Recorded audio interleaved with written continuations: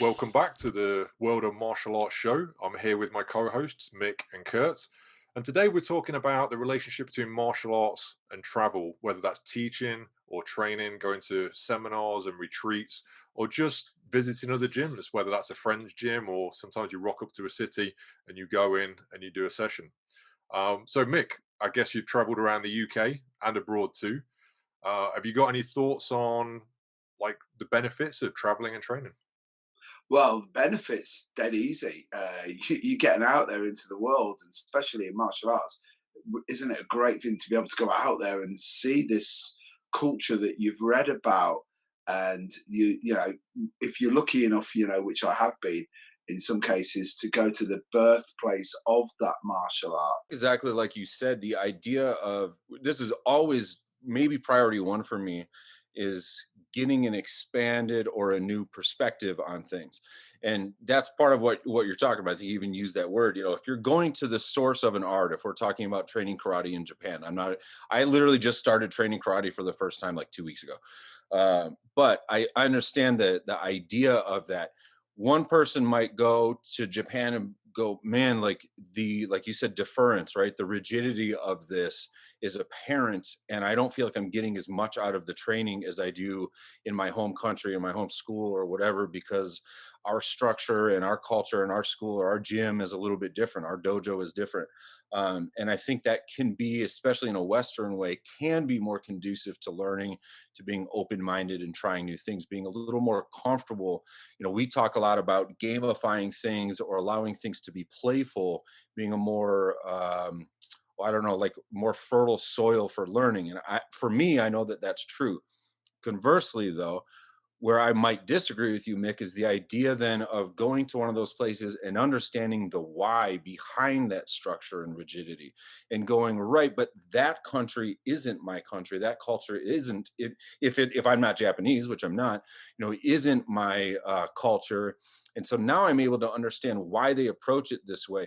When you and I traveled in Japan, Mick, one thing that was apparent to me, we taught martial art there, albeit it was mostly Filipino martial art, but the way that a group of Japanese students, as an example, behaved seemed the class felt like a group of karate students in that way.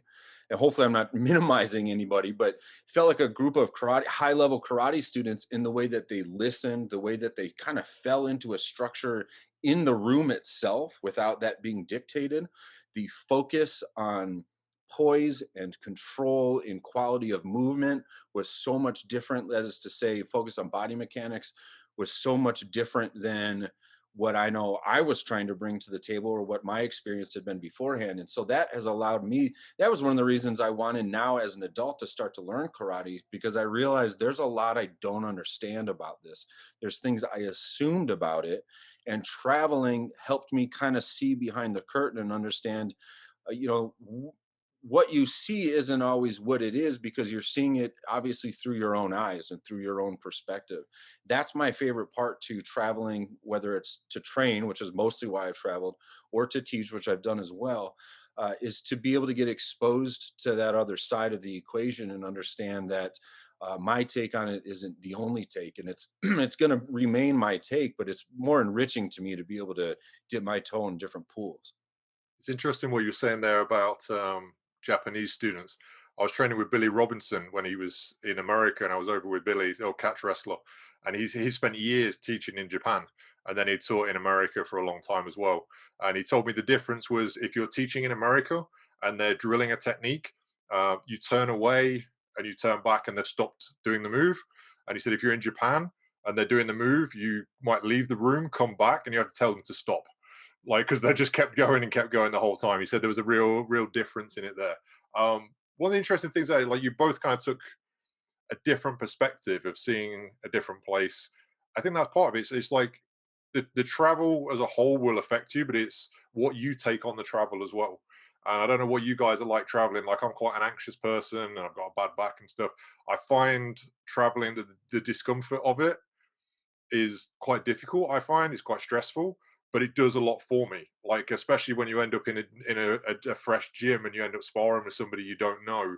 And like I remember like being in like Arkansas in like a sweaty gym, and you're just rolling with some brown belt who's like been a wrestler and stuff, and you're sliding all over the place, and you're like people are watching because you're the guy from who's come from somewhere else, and it's quite nerve wracking to be doing that, to be traveling somewhere and trying something. But obviously, there of course there's growth in that, you know.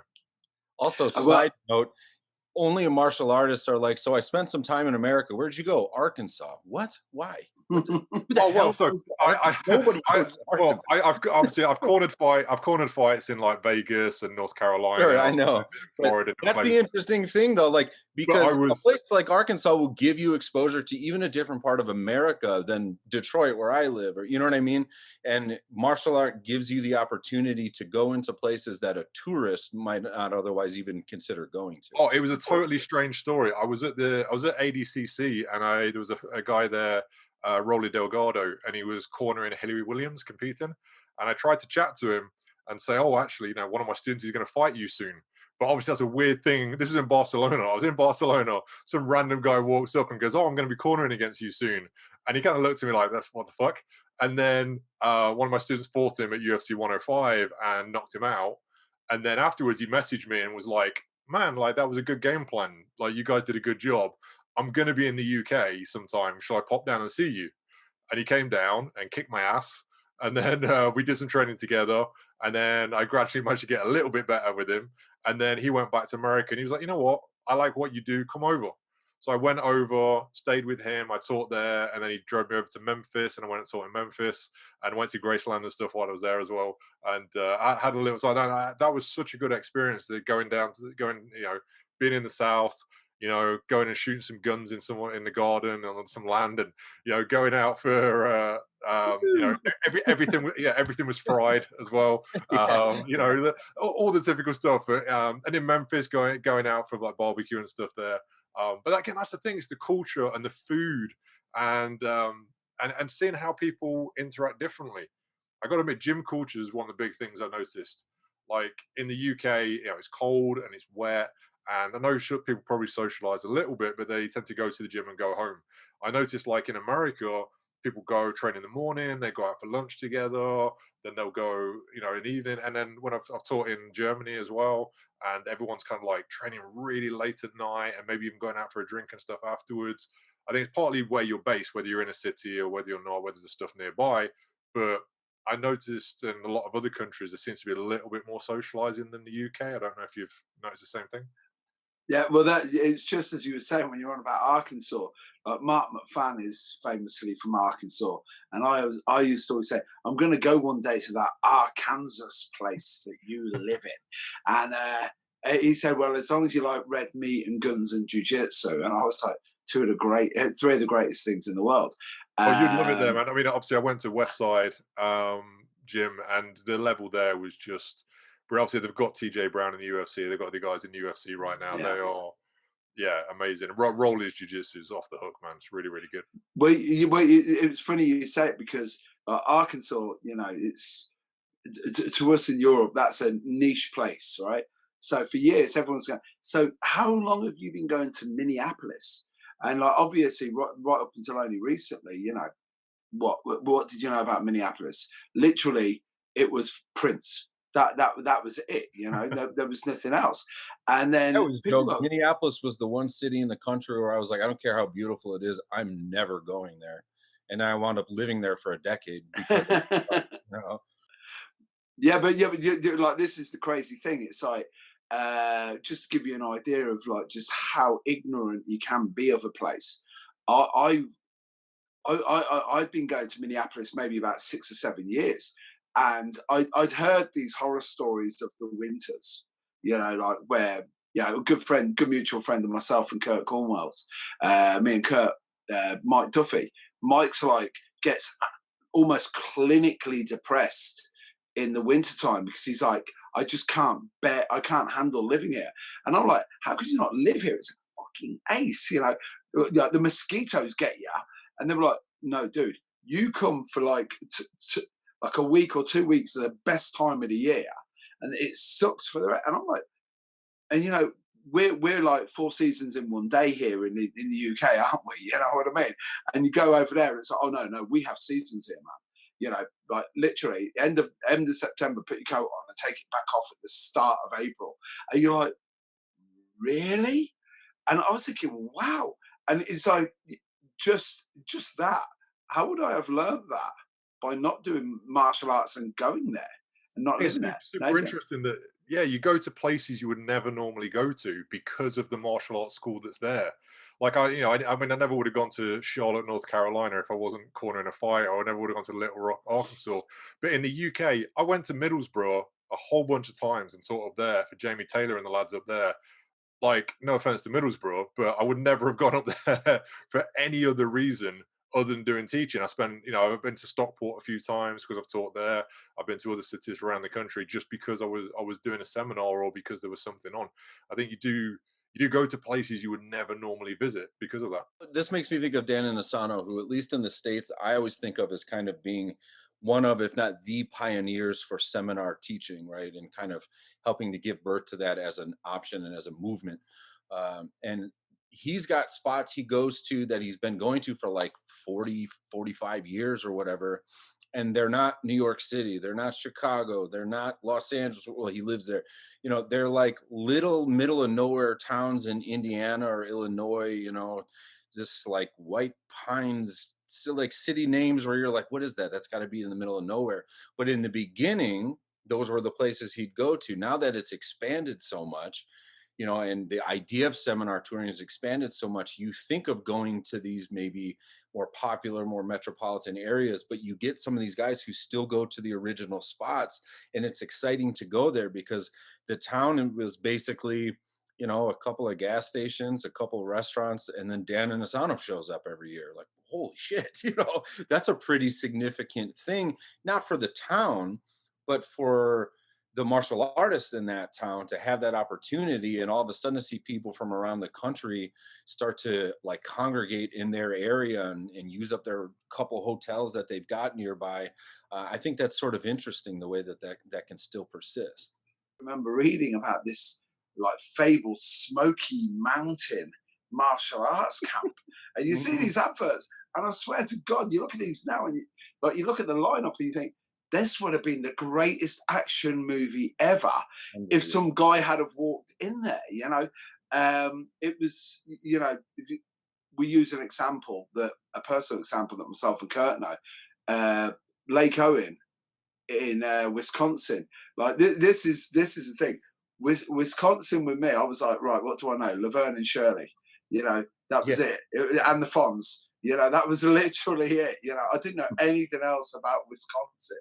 And I went over the first time I ever went to Minneapolis. We went there, we trained for one day, and then we drove to Wisconsin. This is how naive I was, because I was like, are we going to be able to get a taxi, or how are we going to get there? And it was like, I was only down the road. And I was like, right, okay. So we drive for an hour, then 2 hours, then 3 hours, then it's 3.5 hours. And I'm like, down the road. Yeah, it's only the next state across. And you're like, dude, like, I could be halfway across the Atlantic, like, and you think this is only down the road. And went there, and like Lake Owen was amazing. But again, it was one of those. It was like Kurt, we went in there one night, and there was some of the. It was the biggest room of whoop-ass I've ever had the pleasure of being in. We went on our last night. We used to go to this place. I think it was called, was it Lakewoods or Pinewoods or something? But it was sort of like basically it needed to have a bar on the side called the Double Deuce, because that's how hillbilly this place was, right? And we were in there, and there was a plumbers convention, and these plumbers walked in, and they were a bit rowdy, and then we were like, and I was looking at it, it's so surreal, because I'm with all these world-class martial artists, and these poor plumbers have walked in, they don't know. But I'm thinking, how's a kid from Coventry traveled like what, 8.5, 9,000 miles, and I'm in the middle of all of this, and it's so surreal. Yeah, And you're then at people, basically in like a honky tonk bar in the middle of the woods, yeah, full of and just yeah, but Kurt, townies that are not happy that you're there. The bar's having the biggest night of their year, no doubt about it. But everybody who's coming back the next day is not happy that we've showed up for that night. yeah, But yeah, so but Lake Owen, I think, is an interesting thing of like this let's touch on this for a second. So for context, we don't need to give the whole story about what this training camp was, but some of the experience is unique, but maybe Nathan, you can shed light on maybe it's not that unique. So this was a summer camp for, I think, mostly for kids. It was actually a religious summer camp. We would get there at the end of their season. Their season was done. So it was like the end of the summer. And part of our job was to help them break down all the bunks and the bunk houses and help kind of get the winterize the camp a little bit. And then we could have the run of the place. And what was interesting is it was also, it's a very high level, or it was a very high level training grounds for gymnasts, which is the spaces that we would train in on the gymnastic floors. And then they had dirt tracks and different ramps and stuff for BMX riders and for skateboarders, right? So there's a lot of other things that happen there, but primarily it served as this youth camp. Um, we wound up having this lakeside camping experience as part of a training camp with food, bonfires every night. There's a hot tub there with a bunch of weird stuff probably happened, you know. So we're training all day, hanging out, drinking beer by the lake all night, sort of thing, in this really unique place, literally in the middle of a forest, in the middle of nowhere, you know, kind of flyover state America type of thing. And that's so different to me than going to a gym and training for 3 days, which is also really obviously great and valuable. And we all do those things. But having a destination training where there's not a lot of tourism to be had around, you know, if you have a destination training in Rome or Hawaii or something, you're going to want to spend a lot of time traveling because you made a point to go all the way there. Where this is, there's nothing to do but, you know, enjoy nature for a little bit, maybe go for a swim, and then beat each other up for a while. And it's an experience that all of us remember with extreme fondness as some of the best times of our life. Because when you talk about a shared experience, Mick and I literally became friends at this camp. You know, I got to know him and so many other people that are some of the dearest people in my life today because of that. And I would hazard a guess that if that camp experience, that training experience was just at the gym, those dynamics would have been different. That shared experience would have been different. That's interesting. Yeah, I think there's a lot of different ways to travel. There are people who go and move abroad and train. There's people who go and teach and do seminars. I mean, you mentioned Dan's like kind of having like a tour where he all kind of goes around and does the same circuit. Obviously, you got people like John Will who do the same thing. They go to the same gyms and go around. Um, and then yeah, there's visiting friends clubs. There's visiting clubs because you're in a city already and you just drop by. And then training camps and retreats like that. And I know they're becoming a lot more popular in the jiu-jitsu world. You get a lot of like surf and jiu-jitsu camps and things like that. So there's That's a, like cool. on a beach. There's also the Globetrotters group, which is quite big in jiu-jitsu, and they're all over the world, and they pull instructors from all different clubs and do like big camps like summer and fall camps where they hire a big place out. I know they're becoming more popular too. And Nathan, those are at different locations every time. Yeah, they're all over the world. Yeah, That's I've never been. cool. I haven't really been to these kind of training camps or anything like that. I've visited gyms and I've taught at gyms, but I've never really gone to a training It, camp. For many, why because I are don't we think not? they're on. Okay, next episode we'll be discussing the Woma Globetrotters camp coming to Sounds a good to me. destination resort near you. It's funny. We've all mentioned.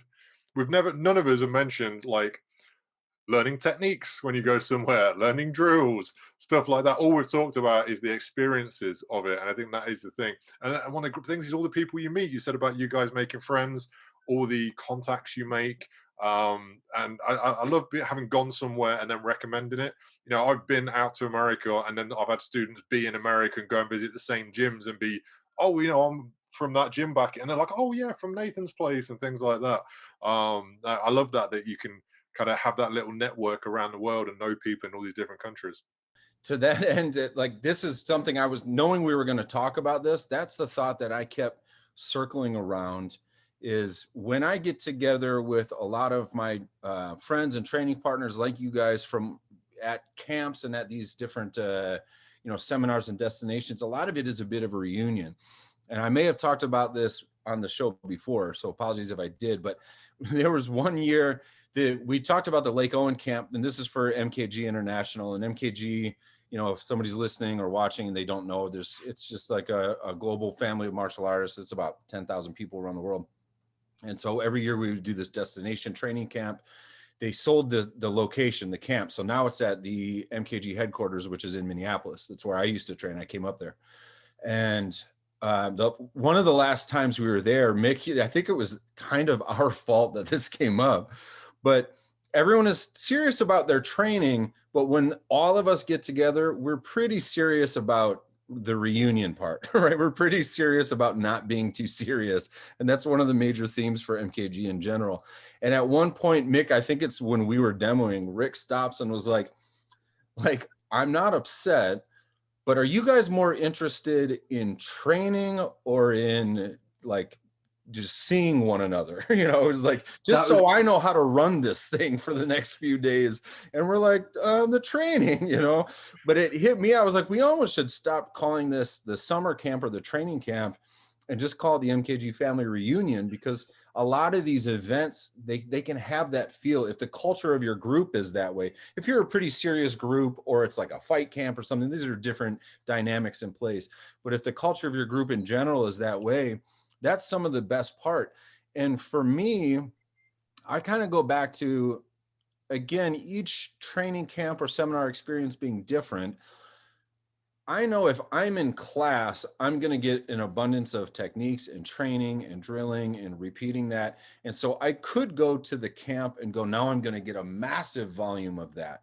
But some part of me, if I'm honest, goes, okay, it's a massive chunk of what I'm already getting. But what I'm not already getting is this interaction, is the back and forth and exchange of ideas with other martial artists from other places, some of the different cultural perspectives, as we said earlier, and just the joy of getting together with like-minded people. As a kid growing up, I didn't have anybody I could talk to about martial art because I didn't have martial art friends.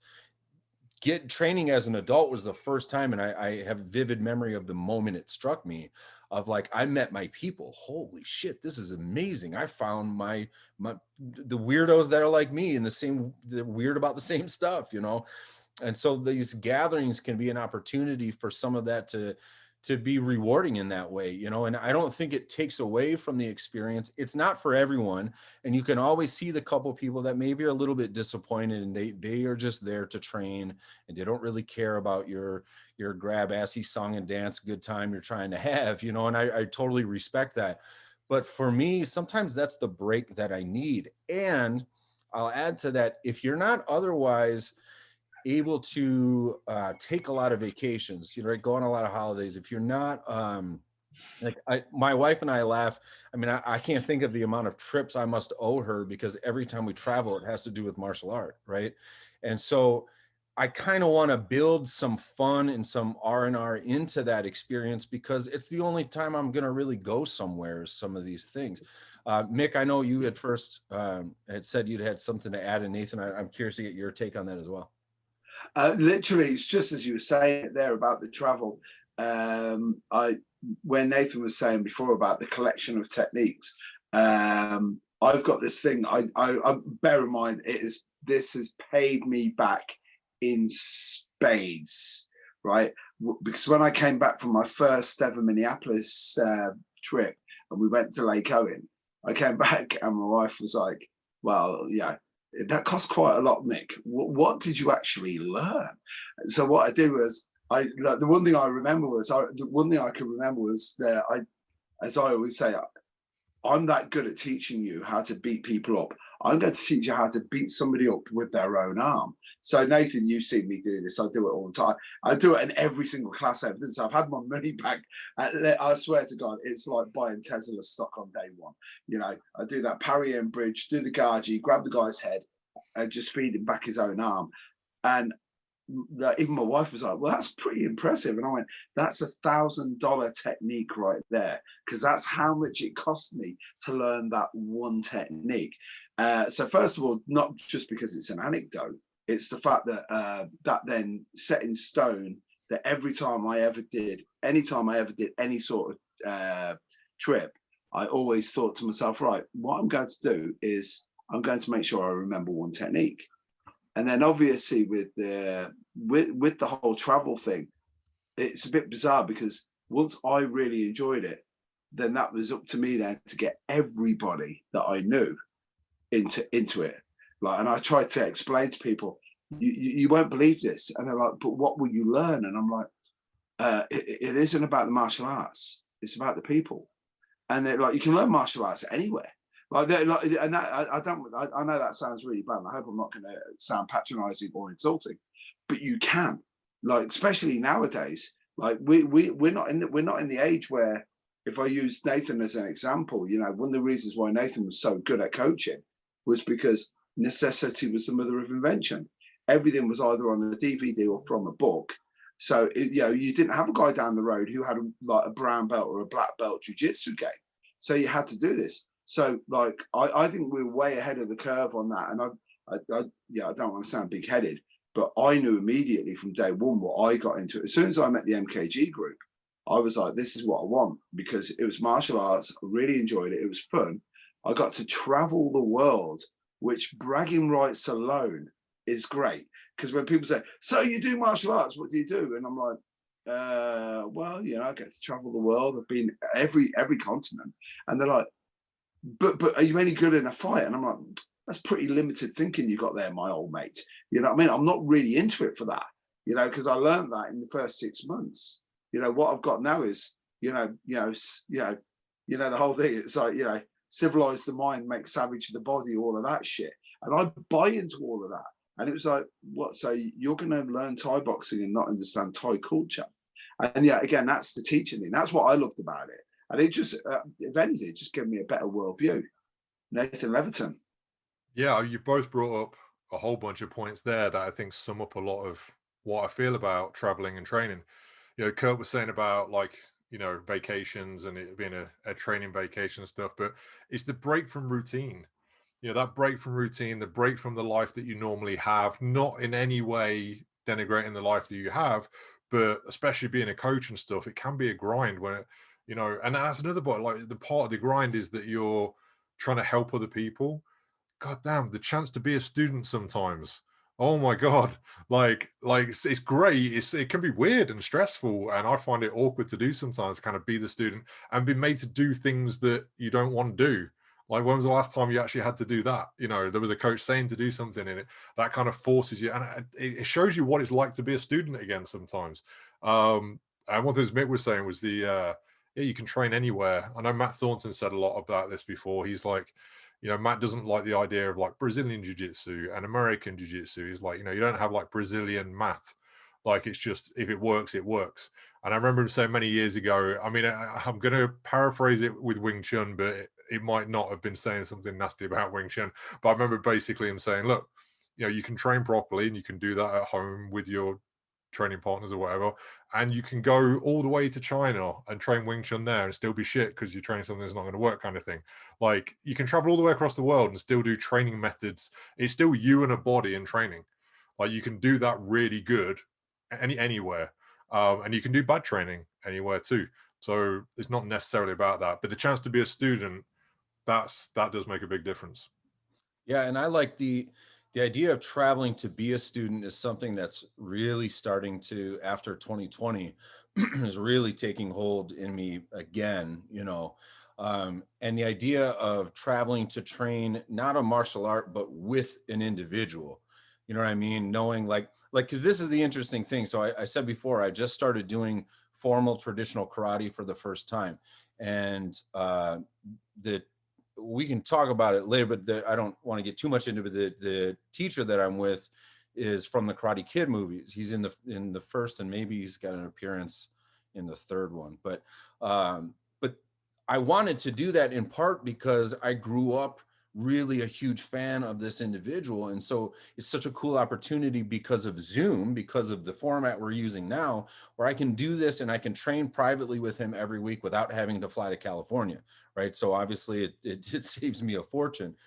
But I'm chomping at the bit now to fly out to California and hang out with them, you know? And so now all of a sudden I kind of have this thing where I'm like, yeah, who else, how can I set up some of these relationships and travel to learn more, not necessarily about an art, but from individuals or practitioners or artists where I really value their perspective, or am just a fan of theirs in whatever way. The idea of being a student again, we're always students, and of course, the whole time, but taking on a new subject has been great. One thing I noticed right away, not to be too tangential, but he was teaching me some just basic kicks from a karate perspective, and was like, a lot of people will talk about this part of karate kicking is not good, and a Thai boxer will say this is garbage and this is why. But I told him, I said, look, here's my take on that stuff. Every time somebody explains to me what their kicking is like, Thai boxing, Savate, whatever, they're saying this is why it's better than karate, or it's not like karate for this reason. So for an art that people are saying something bad about, they're pretty obsessed with referencing it. So to me, I want to know what it is. It doesn't matter whether or not I'd use it. I don't care about that part.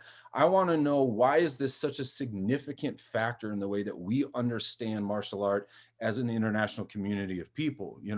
That's the juice to me, is to get some of that essence and try to figure out, why is this the core or the beginning route for so many people? And then it's the litmus test that so many people bat things against. And right away, I realized I didn't know anything that I thought I knew about this art. So it's been invaluable so far.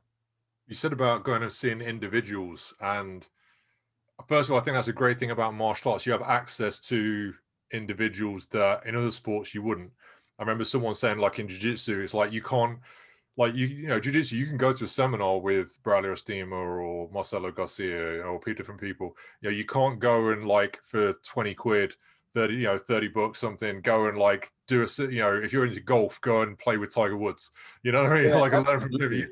Like, you just can't do it. But also, one of the things about traveling to see these people is. Sorry to interrupt you, Nathan. That's the tagline for the episode. That is a huge point that never gets talked about. You know what I mean? Like, if you're into basketball, you get to train with Phil Jackson. No, that's not a thing. We always hear with Dan and Asano, it's like Michael Jordan showing up in your hometown to teach you a little bit about basketball. And by the way, don't complain about the price when Michael Jordan shows up in your town to teach you basketball. Well, the thing is as well, like I was about to say as well, like, because the thing is, they're not going to be around forever. Yeah, that's the other thing as well, and you can do it, and you can do it now. Like, I remember, like I mentioned Billy Robinson earlier. So I had Billy at my gym a couple of times, and I went out, and I did one of his classes at the gym in Arkansas, and I hung out with him, went out for sushi, went out for drinks, went back to his flat, had drinks, told stories, that kind of stuff. But he's passed now, he's gone. Like, that experience, like, I could never have that again. The chance to do something like that is just. Like, that's gold. That's one of my favorite memories of martial arts, is getting to spend just a little bit of time with him and getting on with him. Yeah, the fact that I'm learning from a guy from Karate Kid who we called him the real guy in the movie when I was a kid. But the fact that I then got to know him in this format via Zoom, and was like, we had a lot of stuff in common. And in another context, we probably could be friends. And holy shit, somebody tell 5-year-old me that you guys are kind of buddies to a degree, like that's an amazing experience that definitely, as a kid growing up who also loved basketball, that's not an opportunity I'll ever have. The magic about, travel, right? First of all, I always reference Guru Dan, because I always say he calls me Mike, because they go, Bruce Lee's best friend? And I went, yeah, he calls me Mike. But he was Bruce Lee's best friend. He almost gets my name right. And the crack is that I'm a kid from Coventry. I shouldn't even be in this orbit. But there's this picture I put up on Facebook, and it's myself, Rick Fay, Lee Taylor, and Guru Dan. And we did a seminar in Minneapolis. You've met Lee, Kurt, you know him, right? And the way it's a cool story. I have to share it. We're there, and he's just in awe. He's never seen Danny Santo in his life, and we're doing a knife tapping drill, and he just can't get it because he's so starstruck. And he says, Mick, can you just show me this? And I got the drill, but it was one of the very early parts of the progression with Guru. And I said, well, I'm not getting it either. Let's go and just speak to the man. And it was that look on Lee's face when it was like, what? And I went over, and as soon as I said, Guru, and he turned around and he went, Mike. So I winked then at Lee, because I'd already told Lee that he called me Mike. And I winked like that. I said, Guru, it's great to see you. I said, this is my dear friend Lee. He's not getting the drill. And the next thing you know, you got Daniel Santo put his hands on Lee Taylor. Lee Taylor's going, wow. And then we get this picture at the end of it. And I put it up on Facebook and I put a tagline underneath which said, if I could only show a 16-year-old Mick Tully this picture. And like that, and like that sums up everything to me about why you should travel. Because it's like, you know, if I hadn't traveled to Minneapolis, that picture wouldn't exist. I wouldn't be the person I am today. I wouldn't, and again, I use it as a throwaway thing where I'm like, yeah, you know, I just get to go to America. It means so much to me. But if you put too much emphasis on it, then this sounds really cliched. But if you put too much emphasis on it and make it seem like, I have to be very careful the way I say this now. You know, when you see, we've all got contemporaries in martial arts who they try and pretend that going to another country and traveling is sort of like Indiana Jones level adventuring. You know, like they're fucking Alan Quaterman. I mean, it's like they're like, you got on a bus with wings, mate. You had 3 meals and drank beer on the way over there. You're not an adventurer, but you know they do it so it almost can put some people off doing it. Where I always play it down to make it more accessible, and then I always say to people, why wouldn't you want to travel? Yeah, you're prepared to go to Thailand for a holiday. Why won't you go to Thailand and do Muay Thai? Yeah, you want to go to Brazil. Okay, why don't you go and do jiu-jitsu? Nathan, you had a point there, mate. Yeah, we were just obviously the 2 of us were down in London just the other day and we had food with our friends, including Bob Breen. And obviously I only kind of have any contact with Bob because, you know, he's done seminars at friends, places. And in fact, like I knew, you know, places like Tony Davis because I'd been down there and taught down there. I traveled down there and he'd traveled up to see me. And then when he's got Bob down there, I've traveled down and trained on Bob's seminars.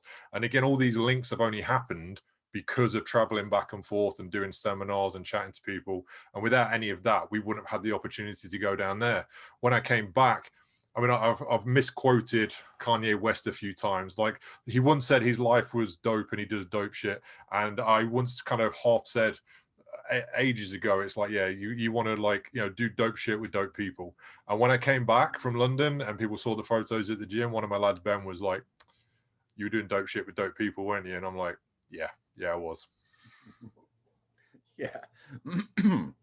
I've had that. So you had me thinking about this, and that's not how I would have thought about it, but you just distracted me because that's another really, really important point that we don't maybe talk about enough in general in the martial art world is I don't want to say like, oh, it's a blessing or a gift, but whatever the right word for every individual is, the fact that you get to do that.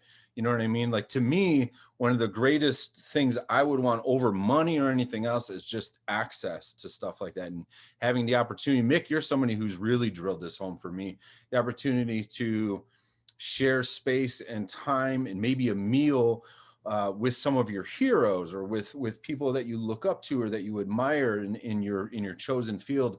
That's really rare, and that's a cool opportunity. I've had that, like, you know, going out for a meal with a group of people with Guru Dan after a seminar with Dan Inosanto, and once or twice I found myself sitting next to him or across from him or whatever. The most uncomfortable meals I'll ever have, because I'm like hands shaking trying to eat pasta. Like, what do you say to this? Like, do you also like pasta? I like it. You know, like, since there's no way I'm gonna be cool here, it's best to just kind of keep your head down and shut your mouth. You know, but you know, I'm curious to get your guys' take on this part of it. One person who, in my experience, when he comes to town, so we've had Mal Morney here in town. We've talked about him on the show before several times, and a good friend of mine and I bring him out or have brought him out in the past several times. And so I've found through those experiences that I love the training, but I love Mal, right? Like, he's somebody who now I can't believe is a friend of mine and is just one of my favorite people out there. His art is beautiful. It's captivating. It's compelling. It's action packed. It looks like you're inside of a movie screen the whole time. It's remarkable. But as a person, I just love when he comes to town. The friend of mine that what always helped bring him out, he's in a better financial position than I am. And so he has the means to do things like that, facilitate some of those training experiences. One of the things he had said to me was, either I can spend X amount of money and travel to see Maul, or I can spend more or less that same amount of money and bring him here to us, and other people can share in that experience too, which I thought was pretty selfless and an interesting perspective. And I'm curious your guys' take on that. Would you be more interested, if you had just, you know, all resources being equal, would you rather travel to train with that person or bring that person into your sphere? Oh wow, big question. I don't really train much anymore, especially with the stuff that I teach because of my health. And when we first opened, I did bring a lot of people in. Ryan Hall, Dean Lister, John Will, James Wilkes, just Pablo Popovich, just lots and lots of different names. And it was great for the gym. It was great, and some of them stayed for a few days, and it was great for my students. But I got to admit, that doesn't stay with me the same as when I've traveled somewhere.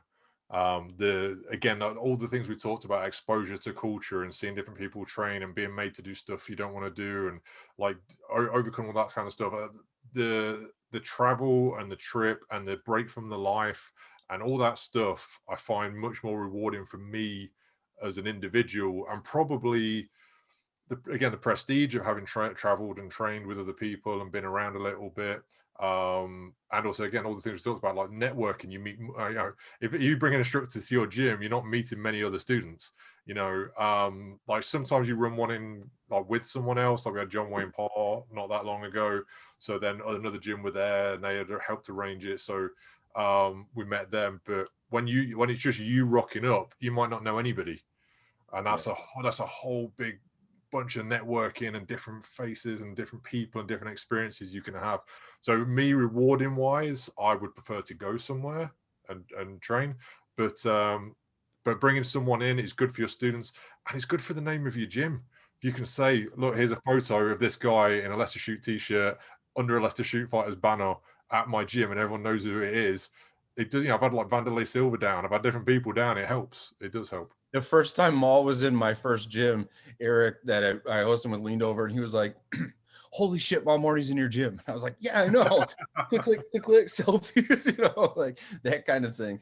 Do you, Mick, I want to get your take on this too, but Nathan, do you relish in, when you are training, the thing of showing up at a place and having some of that anonymity where you're just a student there on the mat training, you're able to meet people and expand your network, but like there's a lot of duties and a lot of responsibility involved with hosting somebody. I find I train the least when I'm hosting somebody for a seminar, because there's a lot of other things in place. You're trying to figure out dinner reservations or whatever, or other people are like, if there's someone from a school from 4 hours away in my state, and then they're like, who is this guy that's bringing him in? And they're kind of checking me out, and I feel maybe a little more anxious about it because that's how I am.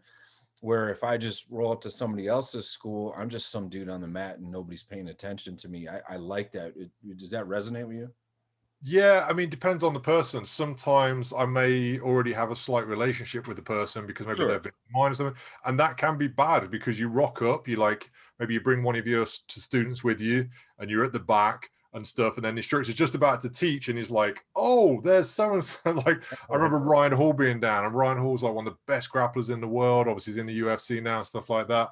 And I remember him, well, I'm like, right, I'm just going to do a bit of training at the back. I've got him in my gym, but I'm going to be here. And he's like, so, when I started grappling, I used to watch Nathan's VHS tapes on grappling. I'm like, oh, for fuck's sake. And you get that sense like someone will point you out, and then it's like everyone's kind of looking at you. But it is nice when you can disappear a little bit. And it's great when you're training with someone else who maybe knows the instructor as well. And then like Mick said, they can kind of bring that person over and introduce you and things, and that's really nice. Yeah, it's just cool. We're listening to that, both of you guys with the take there. It's funny for me because getting guys in, I'll tell you right now, you never make any money. That's from a business point of view, you never do, because no matter what happens, it's like, if you look like you're making a few quid on that seminar, then guess what? It's like, yeah, let's go order everything you want off the menu. It's one of those, because the experience is that good. You're like, I don't really care. Me personally, I'll tell you right now, selfishly, if I want to learn anything, Nathan knows this because he's seen me do it several times. John Will's come over. I've hosted him a few times, but I'll follow him on every single seminar that he's got, because that's where you'll learn stuff. But right now, especially before COVID, the first time I met Daniel Lanero, that was where I was like, right, I'm going to have to get Daniel to come to Coventry, for the simple reason I just wanted somebody. Just one guy from my school to just have that moment of going, holy shit. Because when you see that guy move, you're like, what have I just seen here?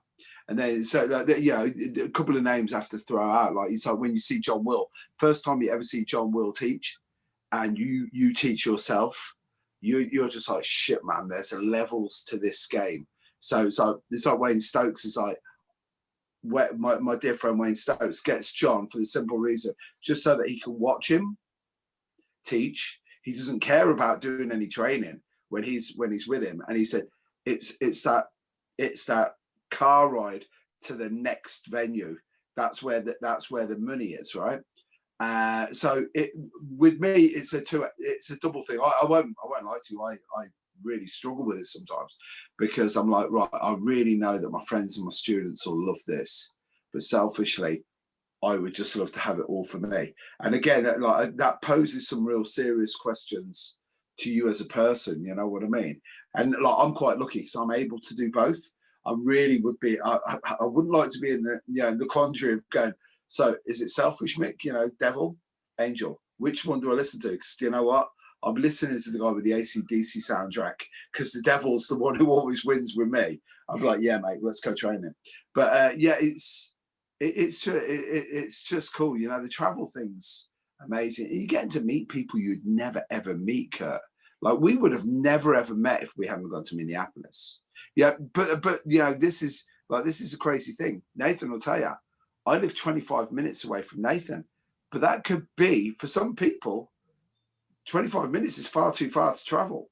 If I hadn't come over to Coventry to Jeff's stuff, if I just stayed in Leicester, we never would have met.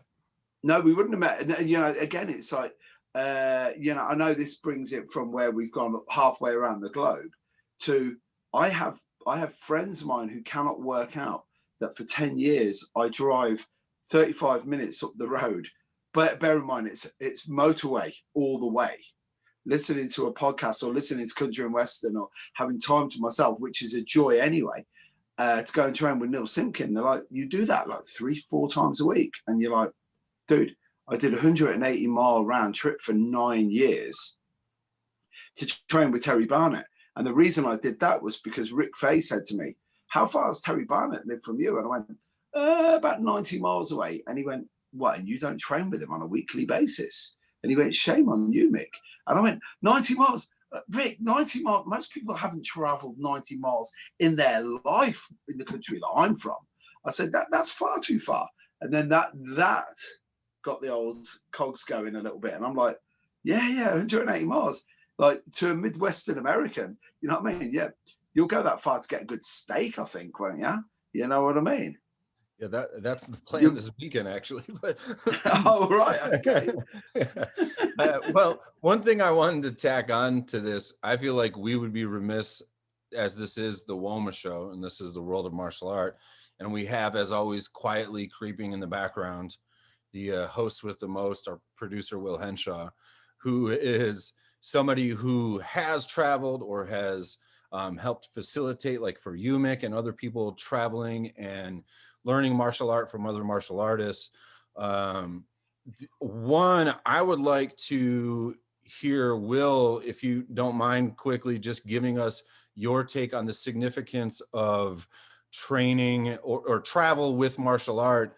And then I just have into WOMA is the fact that it's sort of highlighting cultural arts a lot of times in the culture that they're from. Not always the case, but there's some sense of like, this isn't just some guy doing a martial art and showing us some techniques. We're kind of learning about how the art functions, where it comes from. There's some depth to the productions that you've given. Will, how do you feel on the topic? Nicely handed over there, and I wanted to be appearing when I first got into martial arts. And in the same way, you end up falling in love with it, and then you begin to want to know more. Where did it come from? Why did they originate doing what they do, and why do they still do it? And what do they eat for dinner, and what do they wear, and why do they bow, and why do they wear those funny white pajamas? What's that about? So that was part of that whole process, along with Way of the Warrior, which I saw when I was a lot younger. Mind Body Kick-Ass Moves was my attempt to make the same thing and to answer those questions that had come up with my training. So it was very much a sort of a pilgrimage to go and find all those places and people I'd partly read or seen, some of them online, others I'd heard about. And it was part of my dream come true. It was unfortunate we had a presenter in the way that we did. But you can't get everything right all the time. And a lot of the things that you talked about, that pleasure of just meeting people. Unfortunately, when we were there for the program, it was quite difficult producing it and filming it and directing it. So it's a very different process, but it was just nice meeting people of that same mindset. And that was a sense of what World of Martial Arts has become, is my attempt to keep that idea going, that there's a lot of stuff out there that I like, and I think other people will like and want to find out more about. And that's sort of the thing I still get when I've been and trained elsewhere, and have trained in various seminars all over the place. And it is that thing that you've all mentioned, that just the pleasure of meeting people of the same mind, finding things out about and how to move and how to do things differently. I can't wrap it up very well, but it's been a pleasure, and that's been my whole point in doing World of Martial Arts television, is to try and replicate that sense that there's a world out there that needs to be explored. See, and so I'm so glad that I asked. I'm so glad that was your answer. I kind of thought it might be, but because that's what's always drawn me to WOMA as an enterprise, as a project, why I've always been so excited to be able to be a part of this show is, you can learn techniques anywhere. We have YouTube now, and techniques can be rather universal. When you zoom out enough and look at enough martial arts, you realize a body can only move so many ways, et cetera, et cetera. But understanding the why, understanding the, like you said, what do they eat? What do they, all of that stuff to me is endlessly fascinating. So Mick and Nathan, I'm curious, as a last topic, your take on the value of, and maybe you don't find there's much value, which is totally fine, in going to a place to learn that cultural art, if we consider martial art through the lens of a cultural art in that culture. So Mick, I think it was you that said earlier, if you're going to go to Thailand for a holiday, why not do Muay Thai there? And there's obviously a lot of people who do like Muay Thai tourism, and that maybe that's kind of a fabrication or whatever. But, I'm really interested, the 5, 6, 10, 11-year-old in me, that's still the goal. That's the goal that's left for me. Right. I had to close it, but I was able to have a school. I was able to do all these different things, be on the show, things that were dreams and goals of mine through martial art. I was not interested in fighting. I was interested in these other things. The one that still remains is going to the places these arts are from, maybe even up to the specific locations, whether it's a temple or a school, a dojo, whatever, and really immersing myself, even if just for a few days, in that place, to get a sense of how this works and tap into the source of that. Does that resonate for you guys? And if so, what are 1 or 2 on your list of things that you're like, man, one day, whether it's bucket list or if I had a bunch of money, where do I want to go, or what art do I want to steep myself into?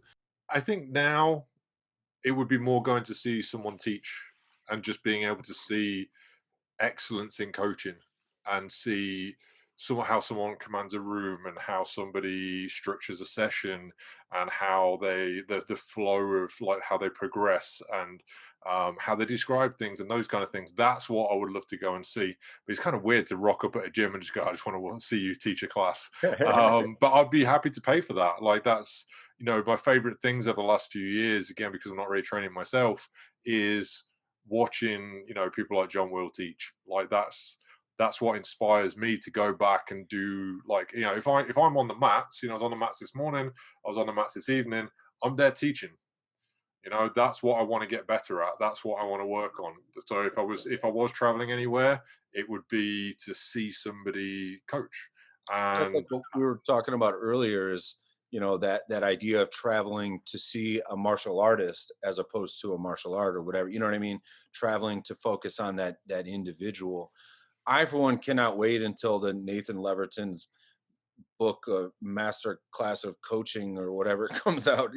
I'll be first one to buy the book, man, because I think that's amazing. And as good of a coach as you clearly are by reputation and just getting to know you, the idea of somebody like you traveling with that intention to help share teaching, to help share coaching, as opposed to the art, is another side of that thing that doesn't get touched on much. So that I'm thrilled that you answered. Thank you. well, I think as an instructor, how many times have you been on a seminar and someone's teaching something and you're like, wow, I've seen that before. And then they describe it in a certain way to the class and you're like, yeah, I'm stealing that. Like the amount of times, like, especially in a room with other coaches, and you look at each other like, yeah, that drill's going to be on a class on Monday. Mick, Yeah. how about you? What, is there, do you have stones that you haven't yet turned over? Does the idea of, destination traveling, immersive experiences like that, trying to go to the source, does that appeal to you? But yeah, bucket list, boys. The bucket list is Nathan this side, Kurt this side, Will's filming, and Amazon Prime are paying us the big dollar. That's exactly what it is. Yeah, pray to the God of Jeff Bezos. You are a benevolent God, Jeff. Look after us, man. Make sure we hashtag that guy in. Jeff Bezos, benevolent God. All right, and then we'll hopefully we'll get picked up on that. Yeah. But did I go off on a tangent there? Probably Yeah, did, a boys. lot. Yeah. I have no idea how to bring us home now. Sorry. I was all primed and ready to go. Bring it home, Kurt. Not to make it sort of a painful jump to bring it together, but the pop culture part of it, right? And how you're talking about golf and stuff. Those are still really valuable experiences as martial artists, because those are reasons we got into this stuff, And how cool is it to be able to go to a place that you've seen in a movie? Like, to me, where there's a synthesis of both of those ideas. There's a series of Cambodian kickboxing videos that I love that are filmed in Angkor Wat. Like, how cool is it? Or when you see scenes like that in films, and you're seeing a fight scene take place in that space, to have that as a backdrop. I think, aren't they there in Kickboxer 2 with Jean-Claude Van Damme, or a place that looks similar, with the same kind of building structures and stuff like that. There has to be something, for me at least, that is my bucket list. That's the thing I hope I can do now in the rest of my life, is go to some of those places and have some of those experiences, whether they're kind of fun or funny things that remind me of the films or the martial art music and stuff like that I love, the pop culture things, or the literal culture itself and the origin of some of those things. When I was young, a teenager, I have a distinct memory of one of my aunts being like, so you're going to graduate high school here in a few months. What's your plan? And I said, I'm going to study massage therapy so I can study Chinese medicine so I can travel abroad and learn martial art. I lived in the middle of nowhere. I had no idea how to, this is really before the internet. So I was like, I don't know how to make it work, but it sounds to me like I could network my way into traveling around and doing martial art. Then I saw shows like Fight Quest come out, where it's like two guys that are friends that get to pal around the world, go to these places, they fight each other a little bit at the end, and then they get paid for it. I'm like, this is amazing. My heart kind of broke, because I'm like, well, that was my idea, And now here we are on Will's show, here we are in the world of martial art, and we're able to, even through the internet, have this sort of abbreviated experience where we're able to share some of that perspective. We're able to not immerse in culture, but to learn about each other's culture and each other's viewpoints. And seeing some of the things that you guys have done together, Mick and Will, it's rewarding to know that some of those opportunities and some of the people that share those ideas still exist. They're still out there. You know, today we've been talking about what it's like to travel the world learning martial art, and there couldn't be a more relevant topic for the World of Martial Arts show. This is the WOMA Show. We're us, your youth. Thank you for watching.